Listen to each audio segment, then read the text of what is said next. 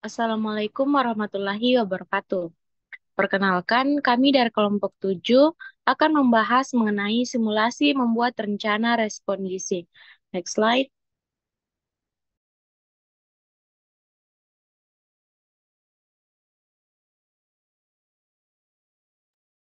Adapun anggota kelompok kami yaitu Tri Maulidia Putri, saya sendiri Dwi Putri Julianti, Alia Rizky Amalia, Nurul Aulia Nurdin, Salsa, dan Ardelia Rahayu. Next slide.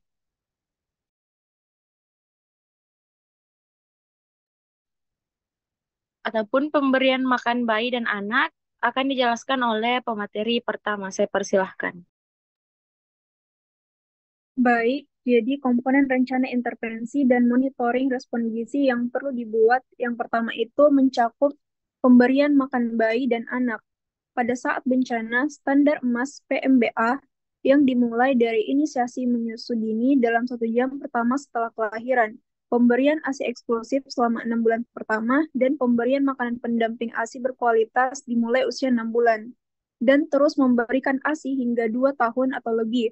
Sangat penting untuk melindungi gizi dan kesehatan ibu, bayi, dan anak. Tujuan dari dukungan kepada kelompok tersebut di atas adalah untuk memberikan perlindungan dari masalah kekurangan gizi dan berbagai penyakit lain yang mungkin timbul sebagai dampak bencana. Saya serahkan ke pemateri selanjutnya.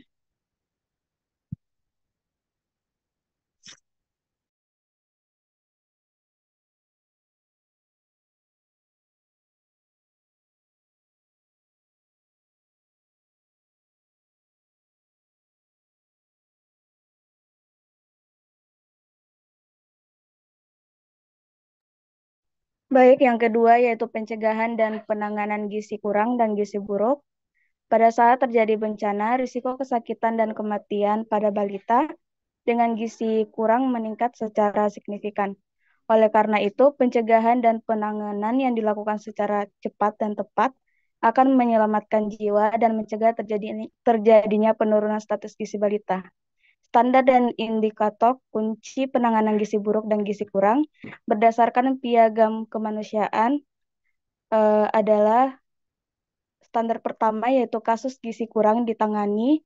Yang pertama, lebih dari 90% dari penduduk sasaran berada dalam jangkauan atau radius sekitar 1 hari perjalanan, termasuk waktu untuk melakukan pengobatan dari lokasi program untuk memudahkan pemberian makanan siap saji dan jarak lokasi tidak lebih dari 1 jam berjalan kaki untuk pemberian makanan tambahan. Yang kedua yaitu cangkupan lebih 50% di daerah pedesaan, lebih dari 70% di daerah perkotaan, dan 90% di dalam lokasi pengungsian.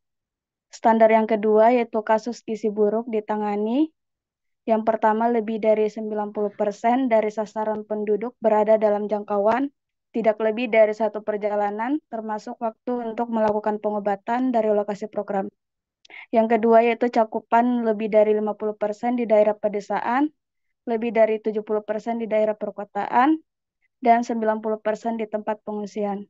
Selanjutnya saya serahkan ke pemateri berikutnya. Baik, kemudian ada suplementasi gizi.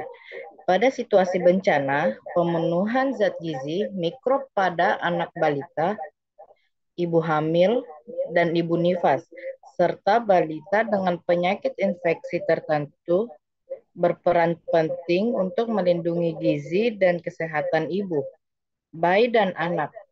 Tujuan dari dukungan kepada kelompok tersebut adalah untuk memberikan perlindungan dari berbagai masalah kekurangan gizi mikro yang mungkin timbul sebagai bencana dampak.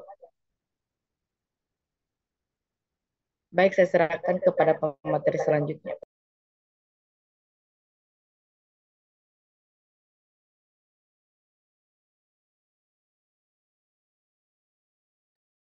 Baik, selanjutnya itu dukungan gizi pada kegiatan rentan lainnya.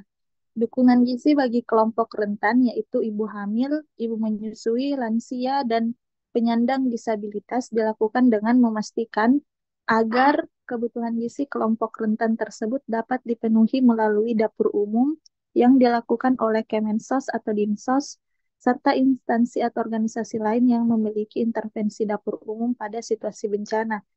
Dukungan gizi bagi pengungsi penderita penyakit kronis dilakukan melalui kerjasama dengan program atau subklaster pelayanan kesehatan untuk memastikan agar penderita penyakit mendapatkan asupan gizi sesuai kebutuhannya. Alur intervensi dan kegiatan kunci dukungan gizi pada kelompok rentan lainnya dapat dilihat pada gambar di bawah ini. Next. Saya serahkan ke pemateri berikutnya. Baik, selanjutnya ada komunikasi risiko dan pelibatan masyarakat. Komunikasi risiko dan pelibatan masyarakat merupakan komponen respon gizi yang tidak dapat dipisahkan. Komunikasi risiko pada situasi bencana bertujuan untuk memberikan informasi tepat bagi masyarakat agar dapat mengambil tindakan yang efektif dan efisien dalam menghadapi risiko-risiko yang timbul pada situasi bencana. Komunikasi yang efektif tentang risiko bencana yang mungkin timbul serta cara mendapatkan bantuan bertujuan untuk meningkatkan keterlibatan masyarakat dalam respon bencana. Sekian saya alihkan ke moderator. Baik, terima kasih. Nah, itulah tadi simulasi membuat rencana respon gizi pada kelompok kami. Eh, Jika ada kesalahan, mohon dimaafkan. Wabillahi taufiq wal hidayah. Assalamualaikum warahmatullahi wabarakatuh. Waalaikumsalam warahmatullahi wabarakatuh.